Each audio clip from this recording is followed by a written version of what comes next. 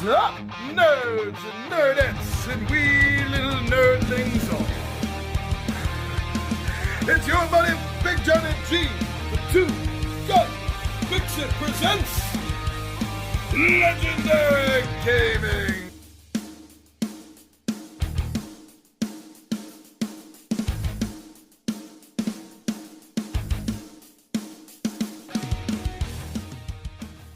Welcome back to another Tabletop Takeout Tuesday, everyone.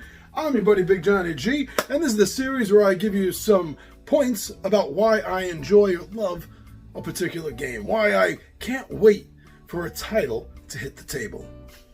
I hope that some of these reasons mean something to you and maybe cause you to go look into this game a little bit further. That's what the idea of this series is. Now, let's take a look at this, because what I'm going to talk about is a sequel, standalone, completely reinvented game.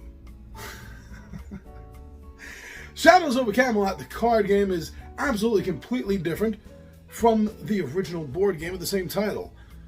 Yet it is tied in together almost in a legacy sense. Almost. Not really, but I think you'll see what I mean.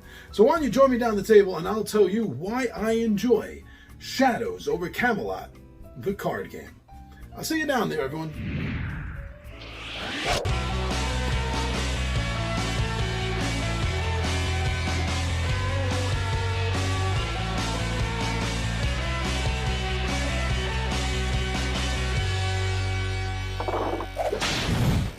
Shadows over Camelot. Wow, I really do love the board game. So a while back when I found out that there was a card game that wasn't just a card game skinning of the board game, but actually a game sort of itself, I got interested. And one of the things I do like about this is the fact that the way they pull this off, now I'm not talking about the rules and the mechanics of that, which are different, but I'm talking about it's an advancement of the story, so to speak. It takes place after the board game does, and it follows events in the lives of some of the offspring of the famous knights. In a way, it's an extremely stripped down just to the concept of legacy style thinking, right? Even though nothing carries over from it. It's just the idea that you are now playing the offspring of the previous game. Very light, very stripped down. But I do really like that fact. And also, I like the fact that it is a fast game. Not just to learn or teach, but I mean, it's a fast game to physically play as the way you're dealing with the cards. When you play a rumor card from your hand, you have a certain score that you're going to need to get by quickly putting the cards down into the playing area. You have to know if there's enough of a certain card that's going to number up to between 11 and 13 in order to complete the quest. Anything less, you got there too early. Anything over, you got there too late. And this manages how you're dealing with certain rumors and events that are overshadowing Camelot because of Morgana. She is the primary culprit now in this storyline. And of course, just like the original game, I love the hidden traitor factor in it.